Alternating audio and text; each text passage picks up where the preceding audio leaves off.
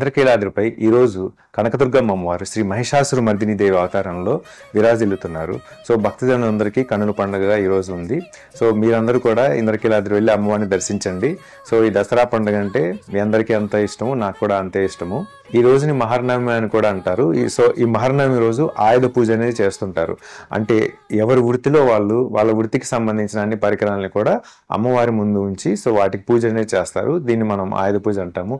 So being doctors and being surgeons, మా ఆయుధాలు ఏంటంటే తెలుసు కదండి. సో పేషెంట్కి శస్త్రచికిత్స చేస్తుంటాం. ఆ పరికరాలే పేషెంట్ని రక్షించడానికి మేము ఉపయోగించే పరికరాలే మా ఆయుధాల కింద మేము కన్సిడర్ చేస్తాము. సో ఆయుధాలని అమ్మవారి ముందు నుంచి పూజ చేస్తాము. సో ఎవ్రీ ఇయర్ కూడా మేము దసరా రోజు మా థియేటర్లో ఆపరేషన్కి సంబంధించిన అన్ని రకాల పరికరాలని అమ్మవారి ముందు నుంచి పూజిస్తాము.